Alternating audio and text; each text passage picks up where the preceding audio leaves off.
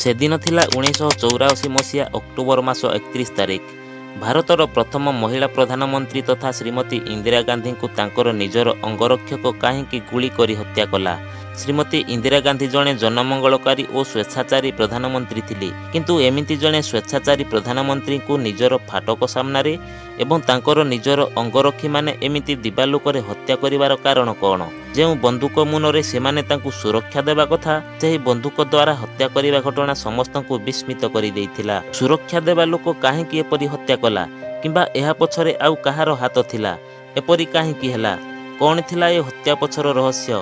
ତେବେ ଦର୍ଶକ ବନ୍ଧୁ, ଏହି ଭିଡ଼ିଓ ମାଧ୍ୟମରେ ଏ ସମସ୍ତ କଥା ବିଷୟରେ ଜାଣିବା ବିସ୍ତୃତ ଭାବରେ, ତେଣୁ ଭିଡ଼ିଓକୁ ସ୍କିପ୍ ନ କରି ଶେଷ ପର୍ଯ୍ୟନ୍ତ ଦେଖନ୍ତୁ। ଦର୍ଶକ ବନ୍ଧୁ, ଆପଣମାନେ ଜାଣିଥିବେ ସଫଦରଜଙ୍ଗ ରୋଡ ପାଖରେ ପ୍ରଧାନମନ୍ତ୍ରୀ ଶ୍ରୀମତୀ ଇନ୍ଦିରା ଗାନ୍ଧୀଙ୍କର ରେସିଡେନ୍ସ ଥିଲା ଏବଂ ରେସିଡେନ୍ସ ଠାରୁ ଅଳ୍ପ ଦୂରରେ ଆକବର ରୋଡ ପାଖରେ ତାଙ୍କର ଅଫିସ ଥିଲା। ଆଉ କେବଳ ଗୋଟିଏ ରାସ୍ତା ଥିଲା ଯାହା ପ୍ରଧାନମନ୍ତ୍ରୀଙ୍କ ରେସିଡେନ୍ସ ଠାରୁ ତାଙ୍କ ଅଫିସକୁ ସଂଯୋଗ କରୁଥିଲା। ରେସିଡେନ୍ସ ଠାରୁ ପିଏମ୍ ଅଫିସକୁ ସଂଯୋଗ କରୁଥିବା ରାସ୍ତାର ଗେଟ୍ ପାଖରେ ହିଁ ପ୍ରଧାନମନ୍ତ୍ରୀଙ୍କୁ ଗୁଳିମାଡ଼ ହୋଇଥିଲା। ଗୁଳିମାଡ଼ ହୋଇଥିବା ସ୍ଥାନରୁ ମାତ୍ର 4.4 କିଲୋମିଟର ଦୂରରେ ଥିଲା ଏମ୍ସ ହସ୍ପିଟାଲ, ଯେଉଁଠାରେ ଗୁଳିମାଡ଼ର ଶିକାର ହୋଇଥିବା ଶ୍ରୀମତୀ ଇନ୍ଦିରା ଗାନ୍ଧୀଙ୍କୁ ଭର୍ତ୍ତି କରାଯାଇଥିଲା। ପ୍ରତ୍ୟେକ ଦିନ ପରି 31 ଅକ୍ଟୋବର 1984 ମସିହା ଦିନ ଶ୍ରୀମତୀ ଗାନ୍ଧୀ ସକାଳୁ ଉଠି ନିଜର ନିତ୍ୟକର୍ମ ସାରି ପ୍ରାୟ 7:30 ସମୟ ବେଳକୁ ଏକ ମିଟିଂରେ ଯୋଗ ଦେବା ପାଇଁ ପ୍ରସ୍ତୁତ ହୋଇସାରିଥିଲେ। ସେଦିନ ପିଟର ଓସ୍ତିନୋଭଙ୍କ ସହିତ ତାଙ୍କର ପ୍ରଥମ ଆପଏଣ୍ଟମେଣ୍ଟ ଥିଲା, ଯିଏ ଶ୍ରୀମତୀ ଗାନ୍ଧୀଙ୍କ ଉପରେ ଏକ ଡକ୍ୟୁମେଣ୍ଟାରୀ ପ୍ରସ୍ତୁତ କରିବାକୁ ଯାଉଥିଲେ।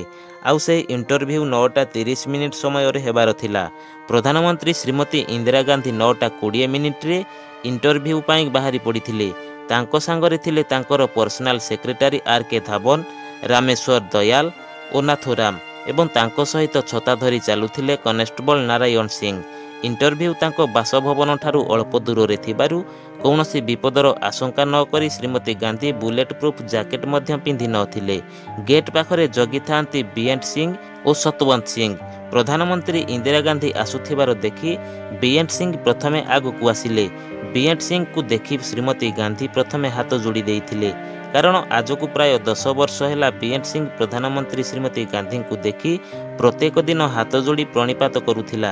ସେଇଥିପାଇଁ ବିଏନ୍ ସିଂଙ୍କୁ ଦେଖି ଶ୍ରୀମତୀ ଗାନ୍ଧୀ ଭାବିଲେ ଯେ ବିଏନ୍ ସିଂ ହାତ ଯୋଡ଼ି ପ୍ରଣିପାତ କରିବାକୁ ଆସୁଛନ୍ତି, ତେଣୁ ଶ୍ରୀମତୀ ଗାନ୍ଧୀ ହାତ ଯୋଡ଼ି ଦେଇଥିଲେ। କିନ୍ତୁ ସେଦିନ ବିଏନ୍ ସିଂର ମନ ଭିତରେ ଆଉ କିଛି ଭାବନା ଥିଲା। ସେତେବେଳକୁ ସମୟ ହେଉଥିଲା 9:25, ଆଉ ସେତିକିବେଳେ ବିଏନ୍ ସିଂ ନିଜର ସର୍ଭିସ ରିଭଲଭର ବାହାର କରି ଶ୍ରୀମତୀ ଗାନ୍ଧୀଙ୍କ ଆଡ଼କୁ ଚାଲି ଆସିଥିଲା ଆକ୍ରମଣ କରିବା ପାଇଁ। କେହି କିଛି ବୁଝିବା ପୂର୍ବରୁ ବିଏନ୍ ସିଂ ଶ୍ରୀମତୀ ଗାନ୍ଧୀଙ୍କ ଉପରକୁ 3ଟି ଗୁଳି ଚଳାଇ ଦେଇଥିଲା, ଆଉ ସେହି ଗୁଳି ଯାଇ ପ୍ରଧାନମନ୍ତ୍ରୀ ଶ୍ରୀମତୀ ଇନ୍ଦିରା ଗାନ୍ଧୀଙ୍କ ଛାତିରେ ବାଜିଥିଲା, ଯାହାଫଳରେ ତତ୍କ୍ଷଣାତ୍ ଶ୍ରୀମତୀ ଗାନ୍ଧୀ ତଳେ ପଡ଼ିଗଲେ। ଏହାପରେ ବିଏନ୍ ସିଂ ସତବନ୍ତ ସିଂଙ୍କୁ କହିଲେ, ଆରେ ଦେଖୁଛ କ'ଣ, ତୁରନ୍ତ ଗୁଳି ଚଳାଅ। ଏହା ଶୁଣି ସତବନ୍ତ ସିଂ ନିଜର ବନ୍ଧୁକ ବାହାର କରି ଶ୍ରୀମତୀ ଗାନ୍ଧୀଙ୍କ ଉପରକୁ ଲଗାତାର 30ଟି ଗୁଳି ଚଳାଇ ଦେଲେ। ଏ ସମସ୍ତ ଘଟଣା ଆଖି ପିଛୁଳାକେ ଘଟିଗଲା। ଏହା ଦେଖି ପିଏମ୍ଙ୍କର ପର୍ସନାଲ ସେକ୍ରେଟାରୀ ଯେତେବେଳେ ତାଙ୍କୁ ବଞ୍ଚାଇବା ପାଇଁ ଆଗକୁ ଧାଇଁ ଆସିଲେ, ତାଙ୍କ ଗୋଡ଼ରେ ମଧ୍ୟ ଗୋଟିଏ ଗୁଳି ବାଜିଥିଲା ଏବଂ ଆହତ ହୋଇ ସେ ମଧ୍ୟ ସେଠାରେ ତଳେ ପଡ଼ିଗଲେ। ଗୁଳିର ଶବ୍ଦ ଶୁଣି ପ୍ରଧାନମନ୍ତ୍ରୀଙ୍କ ଅଫିସରୁ ଜଣେ ପୋଲିସ ଅଫିସର ସେଠାକୁ ଦୌଡ଼ି ଆସିଲେ। ପୋଲିସ ଅଫିସରଙ୍କୁ ଦେଖି ବିଏନ୍ ସିଂ ଓ ସତବନ୍ତ ସିଂ ହାତ ଉପରକୁ ଉଠାଇ ଠିଆ ହୋଇଗଲେ ଏବଂ କହିଲେ, ଯାହା କରିବାର ଥିଲା ଆମେ କରିନେଲୁ, ଏବେ ଆପଣଙ୍କର ଯାହା କରିବାର ଅଛି ଆପଣ କରନ୍ତୁ। ଜଣାପଡ଼ିଲା କି ସେମାନେ ଅପରେସନ ବ୍ଲୁ ଷ୍ଟାରର ବଦଲା ନେଇଛନ୍ତି। ତେବେ ଦର୍ଶକ ବନ୍ଧୁ, ଏହି ଅପରେସନ ବ୍ଲୁ ଷ୍ଟାର କ'ଣ? ପ୍ରଧାନମନ୍ତ୍ରୀ ଇନ୍ଦିରା ଗାନ୍ଧୀଙ୍କର ଏଥିରେ କ'ଣ ସମ୍ପୃକ୍ତ ଥିଲା? ଆସନ୍ତୁ ସଂକ୍ଷେପରେ ଜାଣିବା। ପଞ୍ଜାବରେ ସ୍ୱର୍ଣ୍ଣ ମନ୍ଦିରକୁ ଶିଖମାନେ ତାଙ୍କର ଆସ୍ଥା ବୋଲି ବା ପବିତ୍ର ମନ୍ଦିର ବୋଲି ମାନୁଥିଲେ।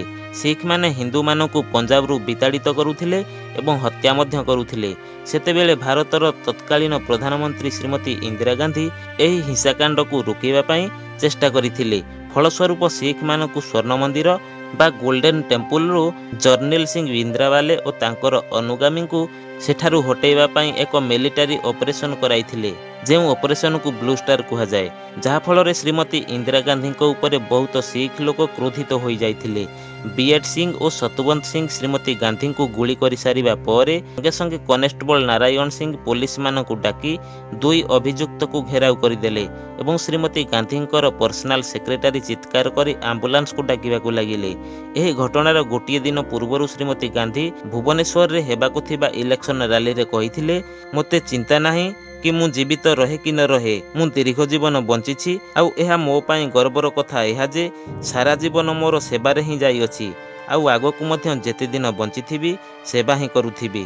ବନ୍ଧୁଗଣ, ପିଏମ୍ ଗାନ୍ଧୀଙ୍କର ଅଫିସ ପାଖରେ ପ୍ରତ୍ୟେକ ଦିନ ଏକ ଆମ୍ବୁଲାନ୍ସ ପ୍ରସ୍ତୁତ ହୋଇ ରହିଥାଏ, କିନ୍ତୁ ଦୁର୍ଭାଗ୍ୟର କଥା ହେଲା ଦୁର୍ଘଟଣା ଦିନ ଆମ୍ବୁଲାନ୍ସର ଡ୍ରାଇଭର ମଧ୍ୟ ଡ୍ୟୁଟିରେ ନଥିଲେ। ଗୁଳିର ଶବ୍ଦ ଶୁଣି ଏତିକି ବେଳେ କଂଗ୍ରେସ ନେତା ମାଖନଲାଲ ମଧ୍ୟ ସେଠାକୁ ଦୌଡ଼ି ଆସିଲେ। ଆର୍ କେ ଧାବନ ଚିତ୍କାର କରି କହୁଥିଲେ କି ତୁରନ୍ତ ଏକ କାର୍ ନେଇ ସେଠାକୁ ଆସନ୍ତୁ। ମାଖନଲାଲ ଏବଂ ଆର୍ କେ ଧାବନ ଦୁହେଁ ମିଶି ଗୁରୁତର ଆହତ ଶ୍ରୀମତୀ ଗାନ୍ଧୀଙ୍କୁ ଏକ ଆମ୍ବାସାଡର କାର୍ରେ ହସ୍ପିଟାଲ ନେବା ପାଇଁ ପ୍ରସ୍ତୁତ ହେଲେ।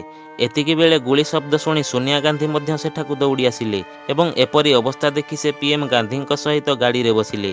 ସମୟ ସେତେବେଳକୁ 9:31। ଗାଡ଼ି ପହଞ୍ଚିଗଲା ଏମ୍ସ ହସ୍ପିଟାଲ ପାଖରେ। ବିତି ଯାଉଥିବା ପ୍ରତିଟି କ୍ଷଣ ହିଁ ଶ୍ରୀମତୀ ଗାନ୍ଧୀଙ୍କ ପାଇଁ ବହୁତ ଗୁରୁତ୍ୱପୂର୍ଣ୍ଣ ଥିବାବେଳେ ତାଙ୍କୁ ଗାଡ଼ିରୁ ବାହାର କରିବା ପାଇଁ 5 ମିନିଟ୍ ସମୟ ଲାଗିଗଲା। ତାଙ୍କୁ ହସ୍ପିଟାଲ ଭିତରକୁ ନିଆଗଲା। ପ୍ରଧାନମନ୍ତ୍ରୀ ଇନ୍ଦିରା ଗାନ୍ଧୀଙ୍କୁ ଗୁଳିମାଡ଼ ହୋଇଥିବାର ସୂଚନା ଏମ୍ସ ହସ୍ପିଟାଲର ବରିଷ୍ଠ ଡାକ୍ତରମାନଙ୍କୁ ମଧ୍ୟ ଜଣାନଥିଲା। ଆଉ ଯେତେବେଳେ ସେ ଜାଣିଲେ, ସମସ୍ତ କାମ ଛାଡ଼ି ଶ୍ରୀମତୀ ଗାନ୍ଧୀଙ୍କ ପାଖକୁ ଦୌଡ଼ି ଆସିଲେ। ସେ କିଛି ବୁଝିପାରୁନଥିଲେ କି ଏହା କ'ଣ ହୋଇଗଲା। ତାଙ୍କୁ ଏକ ଏମର୍ଜେନ୍ସି ୱାର୍ଡରେ ରଖାଗଲା। ଶ୍ରୀମତୀ ଗାନ୍ଧୀଙ୍କୁ ବଞ୍ଚାଇବା ପାଇଁ ବରିଷ୍ଠ ଡାକ୍ତରମାନଙ୍କର ଏକ 20 ଜଣିଆ ଟିମ୍ ପ୍ରାଣପଣେ ଉଦ୍ୟମ ଜାରି ରଖିଲେ। ଦୀର୍ଘ 4 ଘଣ୍ଟାର ସଂଘର୍ଷ ପରେ ତାଙ୍କ ଦେହରୁ 7ଟି ଗୁଳି ବାହାର କରାଗଲା। ତଥାପି ତାଙ୍କର ଅବସ୍ଥା ଦେଖି ଡାକ୍ତରଙ୍କୁ ଲାଗୁନଥିଲା କି ଶ୍ରୀମତୀ ଗାନ୍ଧୀ ଏପରି ଜୀବନ ମରଣ ସଂଘର୍ଷରୁ ବଞ୍ଚିପାରିବେ ବୋଲି। ତଥାପି ମଧ୍ୟ ଚେଷ୍ଟା ଚାଲିଥିଲା। ସେହି ସମୟରେ ଇନ୍ଦିରା ଗାନ୍ଧୀଙ୍କ ପୁଅ ରାଜୀବ ଗାନ୍ଧୀ ଇଲେକ୍ସନ ରାଲି ପାଇଁ ବଙ୍ଗାଲ ଯାଇଥିଲେ। ଏହି ଘଟଣା ସମ୍ପର୍କରେ ଜାଣିବା କ୍ଷଣି ସେ ତତ୍କ୍ଷଣାତ୍ ସେଠାରୁ ଦିଲ୍ଲୀ ଅଭିମୁଖେ ପ୍ରତ୍ୟାବର୍ତ୍ତନ କଲେ। ସେ ସମୟରେ ରାଷ୍ଟ୍ରପତି ଜ୍ଞାନୀ ଜେଲ ସିଂ, ଯିଏକି ବିଦେଶ ଗସ୍ତରେ ଥିଲେ, ପ୍ରଧାନମନ୍ତ୍ରୀଙ୍କ ଉପରେ ହୋଇଥିବା ମରଣାତ୍ମକ ଆକ୍ରମଣର ଖବର ଶୁଣି ସେ ମଧ୍ୟ ତୁରନ୍ତ ଭାରତକୁ ପ୍ରତ୍ୟାବର୍ତ୍ତନ କଲେ। ଏହା ସହିତ କଂଗ୍ରେସର ଅନେକ ବିଶିଷ୍ଟ ନେତା ମଧ୍ୟ ହସ୍ପିଟାଲରେ ପହଞ୍ଚି ସାରିଥିଲେ। ଶ୍ରୀମତୀ ଗାନ୍ଧୀଙ୍କର ଅବସ୍ଥା ଅତି ସଙ୍କଟାପନ୍ନ ଥିବାର ଦେଖି ସମସ୍ତେ ଜାଣିସାରିଥିଲେ କି ଏ ସଂକଟରୁ ପ୍ରଧାନମନ୍ତ୍ରୀଙ୍କୁ ବଞ୍ଚାଇବା ଏବେ ବହୁତ ମୁସ୍କିଲ ଅଟେ। ଡାକ୍ତରମାନଙ୍କର ଶତ ଚେଷ୍ଟା ପରେ ମଧ୍ୟ ଧୀରେ ଧୀରେ ଶ୍ରୀମତୀ ଗାନ୍ଧୀଙ୍କର ପ୍ରତ୍ୟେକ ଅଙ୍ଗ ପ୍ରତ୍ୟଙ୍ଗ ଧୀରେ ଧୀରେ ଅକାମୀ ହେବାକୁ ଲାଗୁଥିଲା ଏବଂ ହଠାତ୍ ଶ୍ରୀମତୀ ଗାନ୍ଧୀଙ୍କର ଶ୍ୱାସକ୍ରିୟା ବନ୍ଦ ହୋଇଗଲା, ଯାହାଦ୍ୱାରା ଭାରତର ପ୍ରଥମ ମହିଳା ପ୍ରଧାନମନ୍ତ୍ରୀ ଶ୍ରୀମତୀ ଇନ୍ଦିରା ଗାନ୍ଧୀଙ୍କର ଜୀବନ ଦୀପ ସବୁଦିନ ପାଇଁ ଲିଭିଗଲା। ରାଜୀବ ଗାନ୍ଧୀ ହସ୍ପିଟାଲରେ ପହଞ୍ଚିବା ବେଳକୁ ଡାକ୍ତରଙ୍କ ପାଖରୁ ଜାଣିବାକୁ ପାଇଲେ ଯେ ଭାରତର ଆଇରନ୍ ଲେଡିଙ୍କର ମୃତ୍ୟୁ ହୋଇସାରିଛି। ଦିନ 2 ପ୍ରହର 1:45 ବେଳକୁ କେତୋଟି ନ୍ୟୁଜ୍ ଚ୍ୟାନେଲ ମାଧ୍ୟମରେ ଖବର ପ୍ରସାରିତ ହେବାକୁ ଲାଗିଲା କି ଭାରତର ତତ୍କାଳୀନ ପ୍ରଧାନମନ୍ତ୍ରୀ ତଥା ଦ ଆଇରନ୍ ଲେଡି ଅଫ୍ ଇଣ୍ଡିଆଙ୍କର ହତ୍ୟା ହୋଇଯାଇଛି। ଦେଶର ଲୋକମାନେ ଯେତେବେଳେ ଜାଣିବାକୁ ପାଇଲେ ଯେ ଶିଖ ସିକ୍ୟୁରିଟିଙ୍କ ଦ୍ୱାରା ପ୍ରଧାନମନ୍ତ୍ରୀ ଇନ୍ଦିରା ଗାନ୍ଧୀଙ୍କର ହତ୍ୟା କରାଯାଇଅଛି, ତ ଲୋକମାନେ କ୍ରୋଧିତ ହୋଇ ଦିଲ୍ଲୀରେ ରହୁଥିବା ଶିଖମାନଙ୍କୁ ଗୋଡ଼ାଇ ଗୋଡ଼ାଇ ମାରି ଜୀବନ୍ତ ଦଗ୍ଧ କରିବାକୁ ଲାଗିଲେ। ଏହିପରି 3 ରୁ 4 ଦିନ ପର୍ଯ୍ୟନ୍ତ ପ୍ରାୟ 8000 ଶିଖ ଲୋକଙ୍କୁ ହତ୍ୟା କରାଗଲା। ଏହି ଘଟଣା ଭୟରେ ଲକ୍ଷ ଲକ୍ଷ ଶିଖ ଲୋକ ନିଜର ବାସସ୍ଥାନ ଛାଡ଼ି ଅନ୍ୟତ୍ର ପଳାୟନ କରିବାକୁ ଲାଗିଲେ। ଗୋଟେ ପଟେ ଭାରତର ପ୍ରଥମ ମହିଳା ପ୍ରଧାନମନ୍ତ୍ରୀ ତଥା ଆଇରନ୍ ଲେଡି ସ୍ୱର୍ଗତ ଇନ୍ଦିରା ଗାନ୍ଧୀଙ୍କର ଅନ୍ତିମ ସଂସ୍କାର ଚାଲିଥିବା ବେଳେ ଅନ୍ୟପଟେ ଦଙ୍ଗା ଚାଲିଥିଲା। ଦିଲ୍ଲୀର ଶକ୍ତିସ୍ଥଳଠାରେ 3 ନଭେମ୍ବର 1984 ଦିନ ସମ୍ମାନର ସହିତ ତାଙ୍କ ପୁତ୍ର ରାଜୀବ ଗାନ୍ଧୀଙ୍କ ଦ୍ୱାରା ଶ୍ରୀମତୀ ଗାନ୍ଧୀଙ୍କୁ ଅନ୍ତିମ ବିଦାୟ ଦିଆଯାଇଥିଲା। ଶେଷରେ ଦ ଆଇରନ୍ ଲେଡି ଅଫ୍ ଇଣ୍ଡିଆ ତଥା ଭାରତର ପ୍ରଥମ ମହିଳା ପ୍ରଧାନମନ୍ତ୍ରୀ ଶ୍ରୀମତୀ ଇନ୍ଦିରା ଗାନ୍ଧୀ ପଞ୍ଚଭୂତରେ ବିଲୀନ ହୋଇଗଲେ।